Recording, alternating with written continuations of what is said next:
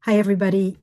Rabbi Laura Duhan-Kaplan here, Dean of Olive Ordination Program, the Jewish Renewal Seminary, and I am here with my friends and colleagues, Ascher Goodman and Mahalia Reiner.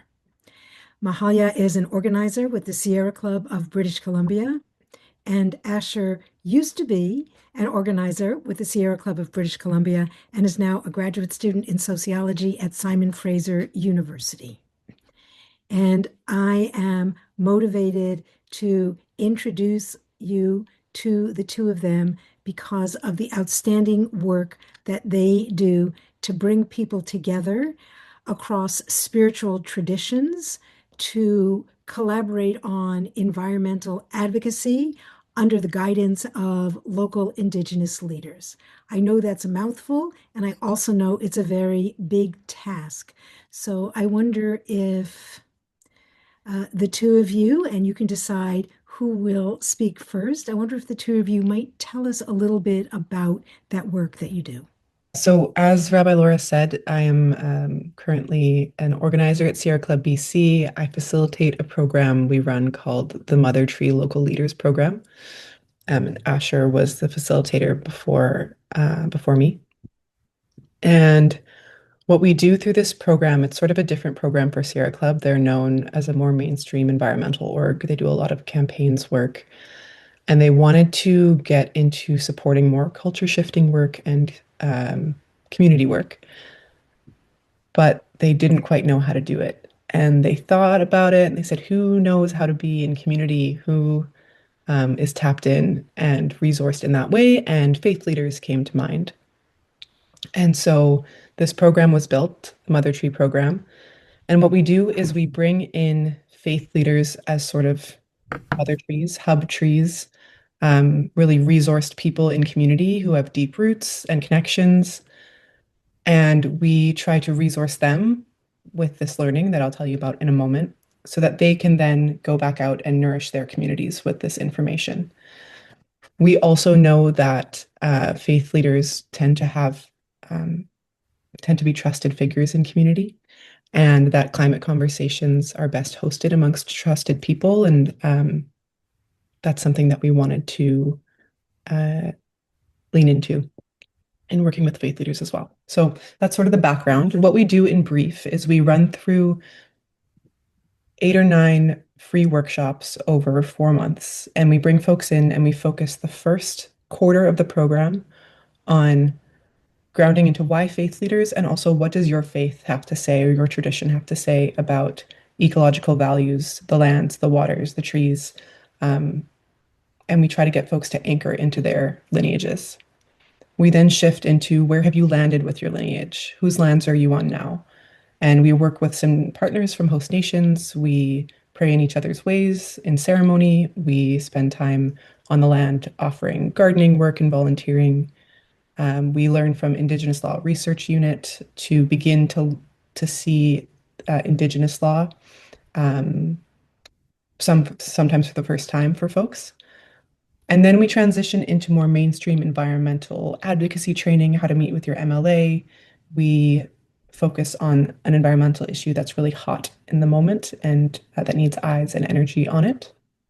And then the last quarter of the program, we offer a small grant. Folks take that money back to their communities to share their learnings and try to bring more folks in to this awareness about local lands and environmental needs. Yeah, thank you for, wow, that was a beautiful explanation. Yeah, so I guess my journey in this work started when I was an undergrad and I was in environmental movements and spaces that were really fueled with that sort of sense of urgency, which I felt at the time as well, alongside just being 20 or whatever. Um, and kind of got burned out from that and then got brought into this work that Sierra Club was doing with this kind of deeper orientation to it that carries some of the urgency, right? We need this climate action and we need to be caring for our environment and our obligations to non-human creatures, but it needs to perhaps be at a pace that is sustainable and is caring and is generative. And so the work along faith leaders to bring in sort of ritual and a spiritual practice to it and a very grounded approach sort of shifted my entire worldview and way that I understand activism. So I helped to create the Mother Tree program and facilitated it for a few years. And then this last year, I went back to school to do graduate work at SFU. So my work is a little bit more based in activist spaces and just sort of general my own community. And so the way that this is carried on is really trying to bring that ritual aspect and that sort of deep relational aspect to the activist spaces that I've sort of re-entered now just as a regular member person, not as a, official job title. Um, which has been really wonderful and also challenging, I think, trying to bring in some of the cultural practices that I have grown up with or have been taught more recently around um, yeah, like the community connections that we can often build in religious or cultural spaces that not all folks necessarily have the training to do, and really trying to bring that in. So instead of just having a meeting where we're going through the agenda and we've like developed a campaign, to actually build in the time to have the relational connection, the time outside, and bringing in cultural rituals from a variety of people's personal backgrounds into those spaces as well. So that's been a lot of what my work has looked like now. It feels a bit experimental in approach, and I'm learning and have received a variety of feedback on how it's going. But it's been, I think, quite creative and also generative. Thanks. I really appreciate you highlighting those two aspects of what spiritual leaders and spiritual communities can bring. That is, relationships and carefully crafted, intended communities, and also ritual skills and sensitivities to speak to people's hearts and ground them in the space and the work. I'm very intrigued when you said, we have learned a lot. So I'm curious, in doing this kind of interfaith, cross-cultural, big tent community work, what are some of the things that have been easy successes? What have been challenges? And what do you think you learned from that mix? So, I mean, easy successes are maybe a little bit harder to point to, but I think general just relationship building, well, that's not an easy success. Um, it's something that I think I experience more frequently just in being in spaces together. I'll often, leave an event or a workshop and just feel like, wow, I really connected with people at a level that is maybe not happening as much in my day-to-day life and in these sort of more strongly facilitated spaces where we're doing ritual together. There's that deep sense of connection that I think a lot of us who spend time in spiritual spaces understand. And so while I know that there's actually quite a lot of work, I don't know if it's easy. I find it maybe happens more often in these spaces, and requires a bit less sort of pushing or labor. I don't find it to be too difficult. Um, I think some of the more challenging things with having to do with sort of big tent and then specifically with environmental action have to do with pacing, and people coming in with so many of their own emotions and anxieties that have to do with how we come together and how we need to how we should treat the world. And there are so many pathways to caring for the lands and waters better. Um, but I think often it feels like we need to choose the best one, and there is a best one, and there can be a lot of conflict around how to determine what that is. Um, and I think a lot of perfectionism, right, in these organizing spaces, that if we don't choose the best one as quickly as possible, then more species will die or more catastrophes will happen, and those risks are really real. But I think that sort of relational strain can hold us back from being able to understand that there are many pathways and we can walk there together. And I think that happens in general when people come together, but I really feel that in these organizing spaces. Very much agree with what Ash shared. I think as a facilitator, it's so enriching to watch mm, some sense of settling happen, like a grounding happen throughout the course of a series as people start to see ways they can build relationship here locally. And that's been really interesting in a Jewish context for folks who grew up really focused on having been having a history of needing to leave and needing to flee and feeling like I'm thinking of someone in particular in the cohort, in a Jewish cohort I ran in 2024, who was talking about how her mother was the first person in 7 generations to die where she was born. And she herself, this participant, looked at their history and said, I'm not really from anywhere. I'm from diaspora. I'm from Ashkenaz, but I don't know exactly where, and never really felt like she could settle here, and settle her body, settle her spirits, settle in a way that engages with local community and feels a sense of obligation to these lands and to host nations. Um, it was more of a passive way of living here and disembodied. And it's been incredible to watch her experience through the program and the way she's through literal weavings. This has been part of her project, has been kind of weaving herself into place and into obligation here. And I see versions of that in lots of different people through this series. So the relational component and the confidence people have um, to shift their relationship to place is such a huge success. And as Ash mentioned, that isn't always on the NGO side what um, translates to receiving grants or receiving donations. It's an atypical form of mainstream environmental advocacy, and it's not as flashy or immediate as X number of hectares protected of forest or um, a pipeline has been stopped. So translating the slow work we're doing into language that allows us to do this work sustainably over time and continue to nourish these relationships with resourcing is definitely a big challenge. And another challenge I'll name is just that people are exhausted and grieving and burnt out and run down for so many very legitimate and intense reasons. And as a facilitator, I'm really even just gathering this most recent cohort, I'm seeing that and I'm feeling that in the way people are able to show up. And it's a challenge. It's one that I am glad to be able to sort of respond to and slow our work down even more to try to still have the program be accessible. But it's definitely very present. People are spread so thin right now. It's quite beautiful the way both of you pay so much attention to the relational dynamics and what's going on inside people. You're not just saying, we need 34 new people this year, right, Mhm. to sign on to this project, but you really are slowing down and looking at that work. And I think that what you have to say about bringing people together cross-culturally and across faith traditions, specifically for the environmental movement, also relates to bringing people together across traditions in general, Mhm. because we have our individual stories, we have our communal stories.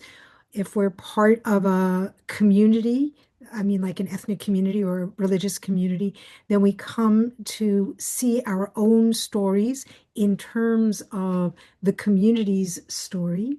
And that places us into the world in a particular way. And when you have a group of 20 people with seven different ways, Mhm. um, it's very slow, first in that group, to develop a shared vocabulary or even just the ability to be together. And then if you expect each person to go back into their own community and start working on that transformation, that's very slow. That's Mhm. several generations of work. It is. I think it relationships moving at the pace of trust is something that we hear in community work and something that I definitely feel in this work. Part of the Mother Tree program, we have an alumni group. And so we continue to gather folks who've been through the program a few times a year. And that is a very multi-faith space. We've had cohorts who are distinct faith groups. We have an interfaith group running right now, and we had one in the fall. And you're so right that it's, especially in the beginning, I see the sessions sort of as touch points. You start together, you go apart again, back to your communities, you come back again. And just that slow meeting and parting over time, even if it's a few times a year, I'm seeing locally trust form and excitement build about cross-cultural environmental work, about learning from each other, about reveling in the similarities and the oneness that so many of our faiths and traditions speak of, and also celebrating the nuances and the distinctions between us. It's been really exciting to see new faces and uh, this work be really intergenerational locally. Rabbi Laura, you spoke at an event recently in February with, I think, 300 folks present, uh, many of whom were rallied through this interfaith work that we're doing, interfaith environmental crossover. I think another 500 folks were watching online, and it was in support of a local waterway, in support of a local nation. And yeah, I'm curious for you what that felt like as someone who's been in the environmental and faith world for a long time. Are you noticing it feels different or not nowadays? I'm curious because I'm newer to the scene. I've only been on it for 2 or 3 years, if I can ask. I'm curious. Well, I'm not an expert in the environmental scene in the area, though I do think that it feels increasingly urgent Mm, to people. And I actually see that social media is playing a role in that. You know, for example, when a whale comes into one of the urban waterways, it's it's a social media event, right? Thousands of people are getting together, thousands, tens of thousands of people are getting together, and they're saying there's something so incredible about where we live. We love it and we want to help protect it. So I think there is a lot of excitement and increasing love for the land and its creatures. You know, how many hours of actual work does that want to translate into? That's a different question. In terms of the interfaith space, I think people who are interested in interfaith really want to get together. But as you said, we are all exhausted. Working in your own community is exhausting these days. Everything we do is controversial in someone's eyes. And we are just really, really grateful that people such as yourselves are saying, here is an issue. Come together around this. This is a good way to be together. This is a good way to do something meaningful without having to argue about your differences. I think that when people engage with their love of the land, it's also a great way to continue to learn respect for the indigenous nations that know the land mhm, and take care of it. Whereas we might not have said, "Oh yeah, I'm brave enough to go to this event where I know nobody, but I will to, oh look, here is this multi-faith event with all different kinds of people, and together we will learn and support Indigenous leaders." So there is that. It's part of the invitation as well as wanting to make it accessible for people to say yes and to come together when it does feel scary often because of all of the dynamics of the world that we live in. And yeah, so one of the programs or sort of things that we've helped support as Sierra Club is a water ceremony run by Tsleil-Waututh Nation, which has been an interfaith water ceremony for the last few years. And so we've gathered together. I don't. The audience that we're speaking to is not located in Vancouver, but for those of you who know, it's at the Bright Inlet, um, right on the beach there. And this is a waterway that's very urbanized. It's under a lot of stress. There are tankers coming through, unfortunately, increasing amounts of them.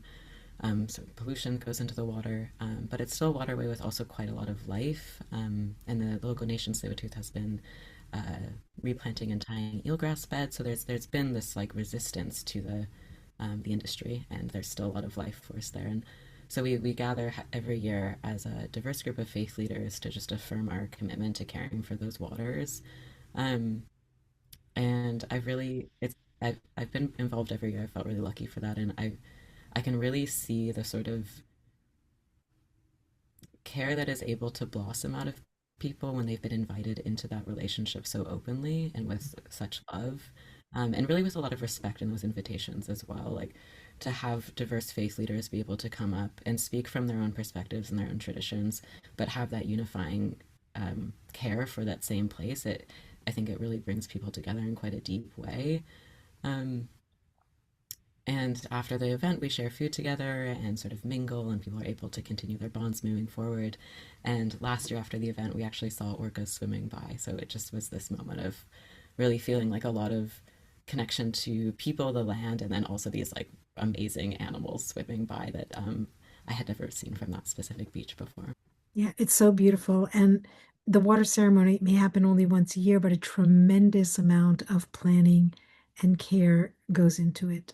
In conversations when we have about sort of the planning that goes into it, often the part of the conversation is in how will we keep connecting people and bringing them together. And so having a unified issue, I think, can help facilitate that.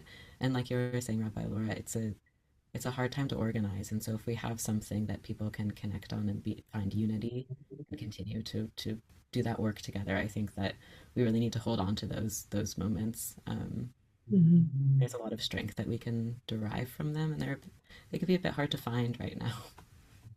One of the reasons that both of you are so good at bringing people together across traditions is that you are aware that each of us is the intersection of so many different kinds of influences and identities. How are we as Jews changed Ah, when we start to do this multi-faith, multicultural work? Or maybe I mhm. should say, how are you as Jews changed? Individual answers. Mm. I guess I can start with an example, and then maybe I'll try to broaden that into a general theory, which may or may not work. We'll see. Um, but the sort of cultural niche, Jewish niche that I grew up in didn't have a strong emphasis on relationship to ancestors. So that this wasn't something that I necessarily had Jewish teachings around. I had sort of a personal relationship to it. I, had experienced loss of family members, and so wanted to continue as a kid having some way of speaking to them. But there wasn't a mediation, a cultural mediation for that. Um, but in the last few years, I've had the honor of being invited into sweat ceremonies in which there's a stronger intention on connecting to ancestors. And so it's opened a bit of a window or door in me to those relations, which I've then returned back into trying to find sort of Jewish grounding in what forming those relationships can look like from Jewishly, I suppose. Um, and so for me, it sort of hits at this boundary of how Judaism that I grew up in the American context in the early 2000s, um, fit into sort of broader American culture and things that were lost in that translation and assimilation. And having access to other cultural groups, to having these deep relationships, I think has brought me a lot of curiosity to kind of search for the things that my ancestors were doing that weren't passed down, to also understand that they were adapting the tradition, right? It was a living culture and tradition then, and it can be now too. And I, myself and my community, has the ability to adapt and have autonomy over our old ritual practice. That what was traditional is not necessarily more or less true just because it happened in the past. And so, kind of trying to find those boundaries and edges. And specifically through, as I think I've emphasized a lot, we all have, specifically through relationships. I love to do ritual with my Jewish community and also bringing other folks into that, whether it's in a more structured interfaith way or just with friends, and hearing how people respond to the rituals, what they're connecting it to, what stories make sense for them, and vice versa, being brought into others' rituals and making those connections. So I think just like for me, the intercultural or the interfaith space has just pushed the definition of Judaism to be much more expansive.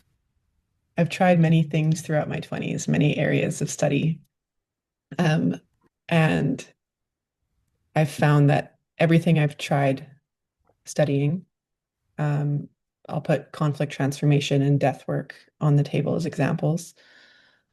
I want to know the Jewish origins of, or Jewish perspectives on. I want to be anchored in the lineage that I have.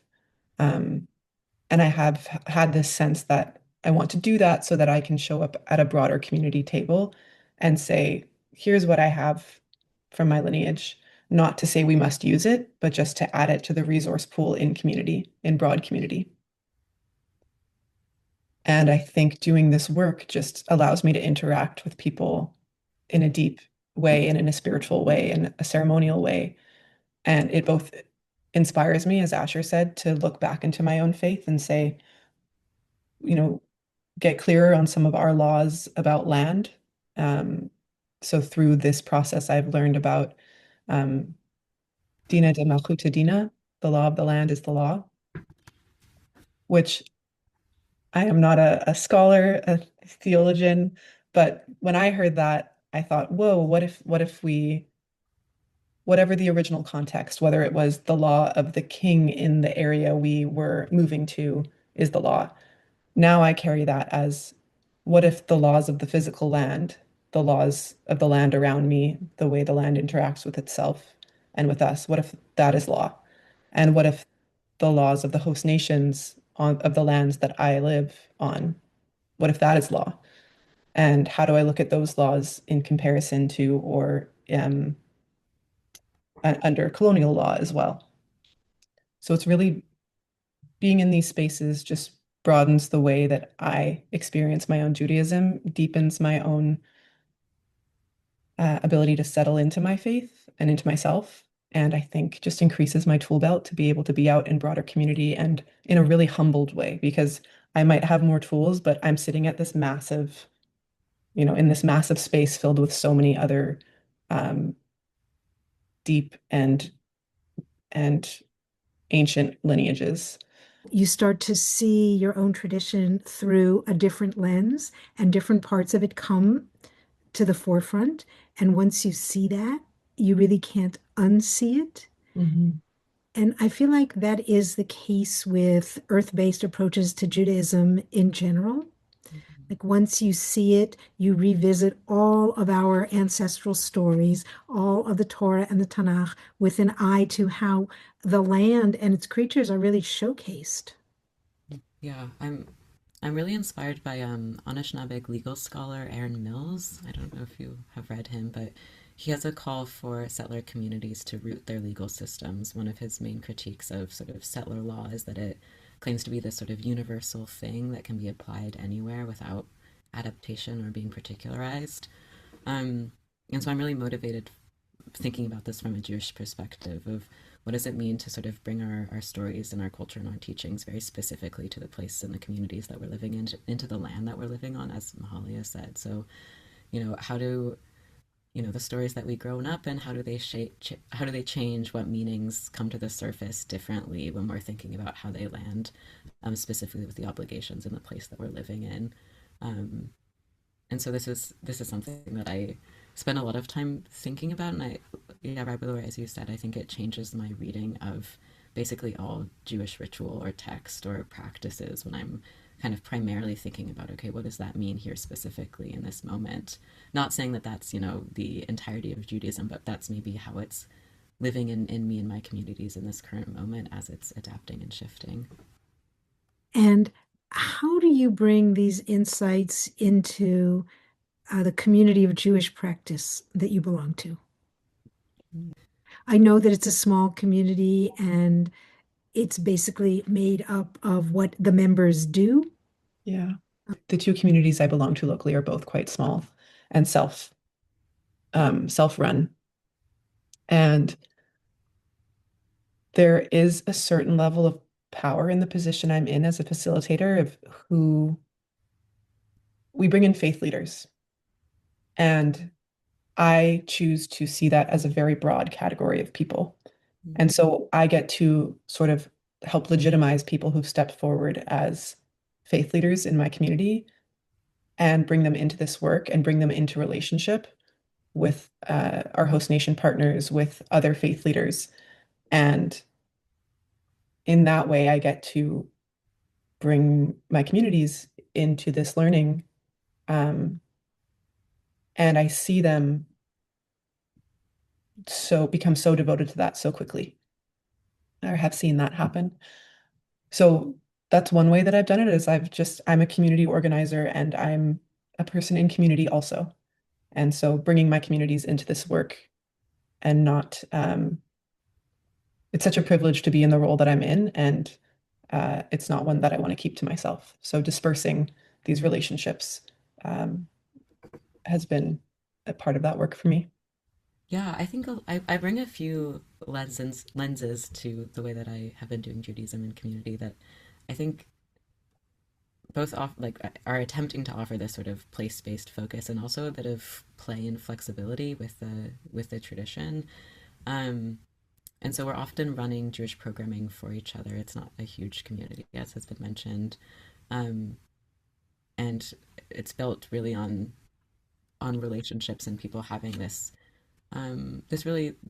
belief and the value of bringing Judaism into our lives today and making it relevant for our current context. And so I think this means taking these ancient traditions and then trying to understand what how can we have fun with them? How can we make them relevant? And what are the sort of what are the things that this was doing for our ancestors? What technologies did this offer them that are still really relevant for us today? I think a lot of it that we've been focusing on recently has interestingly been on relationships to time, which I think makes a lot of sense in the ecosystem of you know climate change and all of these crises in which capitalism, honestly, in which time feels so measured and constricted, and not one that it doesn't feel that easy or natural maybe to have a spiritual relationship to time when it's like, okay, we'll have to get up at 8 to go to work. It's where's the spirituality in that? um, but I think there's been something about being able to bring in Jewish rituals, to think about the seasons, to think about marking the week, to think about the cycles that we're going through, in relationship with the land, and just returning to that over and over again and building that relationship to place through remembering, okay, the seasons are shifting. I'm marking it through the ritual. I'm doing it with my community. It's happening again over and over. I think that has been honestly a big lesson for me. This has been a really rich and deep conversation, starting with generally the work you did and what you learned from it and how you bring that to fruition. And I really, really appreciate you taking the time to speak with us.